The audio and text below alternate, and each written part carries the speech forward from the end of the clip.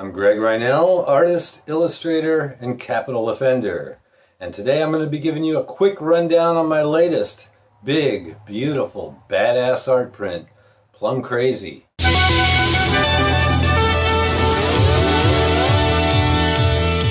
This is a VCA Pictures presentation.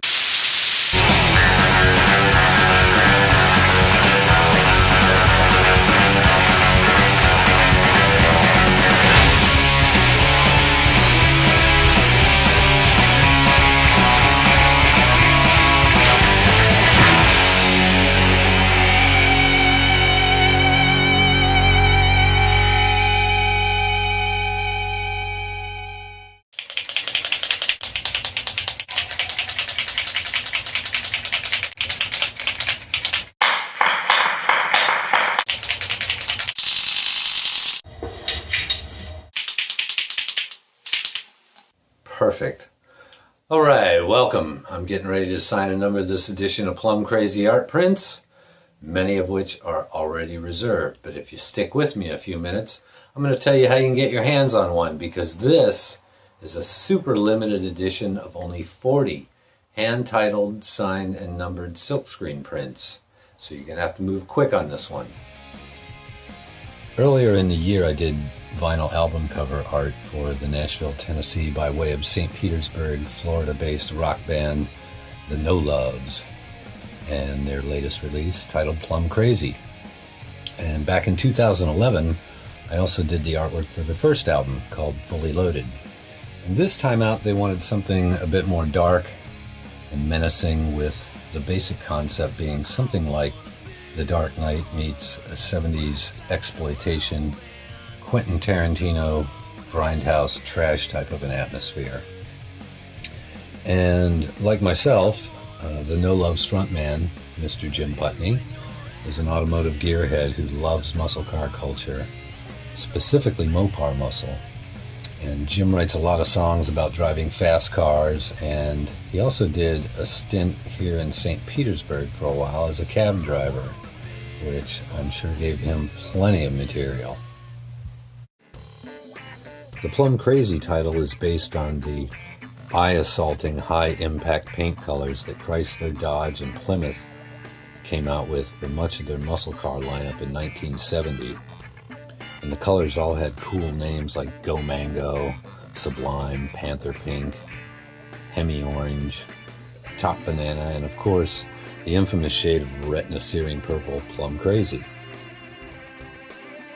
And apparently, a few of the names that were pitched but not used were Catch Me Copper, Frank Lloyd White, Gang Green, Unforeseeable Fuchsia, and Statutory Grape. The 70s were quite a different time, kids. That one would definitely not fly right now. Recently, Dodge have revived and brought back several of these bright, loud, high-impact colors for their current lineup of performance cars. And here's a few shots of the original art when it was on the board. This is carbon and graphite pencil on a big 30 by 22 inch sheet of Bristol. Yeah, this one was pretty time-consuming. Quite a few long nights and thousands of cups of coffee. It's been sold and is now in the collection of a person who I know is really appreciating it. Love that. Like having my work out in the world rather than sitting in a flat file. And here's how it all came together. In my fictional No Loves world, the car is based on a 1969 Super Bee, which I turned into a super crazy Plum, focusing on the ass end of the... Excuse me. Having a bit of a cocktail here. I think I'm lit. Not sure how much longer I can continue. Not the most professional host. Yeah. I wanted to focus on the ass end of the car and integrate the title into the tail stripe design.